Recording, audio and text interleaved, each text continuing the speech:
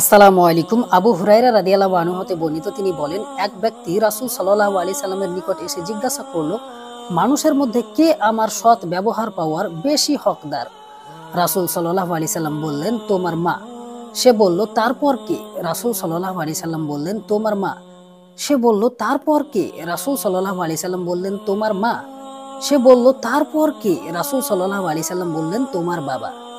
হাদিস সহিহুল বুখারী হাদিস নাম্বার 5971, সহিহ মুসলিম হাদিস নাম্বার 2548। প্রিয় দিনী মুসলিম ভাই বোন আমার, আপনারা নিশ্চয়ই এই হাদিসটি শুনে বুঝতে পারছেন যে আমাদের প্রাণপ্রিয় রাসূল সাল্লাল্লাহু আলাইহি সাল্লাম পিতা মাতাকে ভালোবাসার ব্যাপারে কতটা গুরুত্ব আরোপ করেছে। কিন্তু বর্তমান পৃথিবীতে যদি আমরা লক্ষ্য করি, তাহলে আমরা দেখতে পাবো অধিকাংশ যুবক টাকা পয়সার গরমে দুনিয়ার মোহে পড়ে পিতামাতার সঙ্গে এতটা খারাপ আচরণ করে যা বলার মতো নয়। এবং এই পৃথিবীর একটা নারীর অবৈধ সম্পর্কে পড়ে তারা পিতামাতার সঙ্গে এত খারাপ আচরণ করে যেটাও বলার মতো নয়।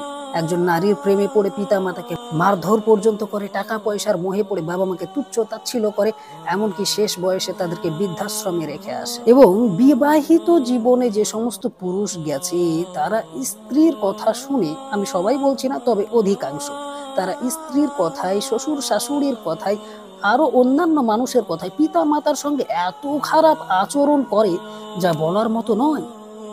তাহলে প্রিয় দিনী মুসলিম ভাই বোন আমার, আপনি আমি নিশ্চয় বুঝতে পারছি যে রাসূল সাল্লাল্লাহু আলাইহি সাল্লামকে জিজ্ঞেস করা হলো যে আমার কাছ থেকে সবচাইতে সৎ ব্যবহার পাওয়ার হকদার কে?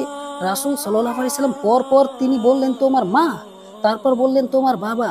তার মানে রাসূল সাল্লাল্লাহু আলাইহি সাল্লাম পিতা মাতাকে ভালোবাসার ব্যাপারে, সৎ আচরণ করার ব্যাপারে কতটা গুরুত্ব আরোপ করেছে নিশ্চয়ই আর বলার অপেক্ষা রাখে না।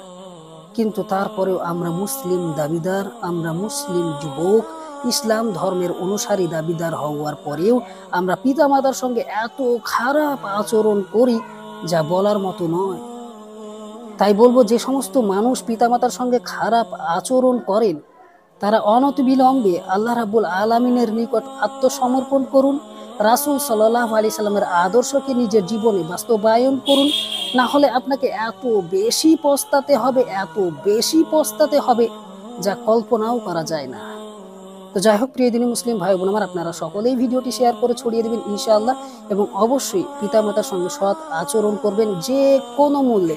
যদি আপনার পিতামাতা খারাপও হয়, যদি আপনার পিতামাতা আপনাকে সহ্য করতে নাও পারে, যদি আপনার পিতামাতা আপনাকে ঠগায়ও, যদি আপনার পিতামাতা আপনার হক নষ্ট করে দেয়, তারপরেও পিতামাতাকে ভালোবাসতে হবে। রাসূল সাল্লাল্লাহু আলাইহি সাল্লাম যেহেতু বলেছেন, সেহেতু বাঁচতে হবে। এখানে কোনো যুক্তি খাড়া করা যাবে না, কোনো প্রকার কোনো অজুহাতকে দাঁড় করানো যাবে না। আসসালামু আলাইকুম।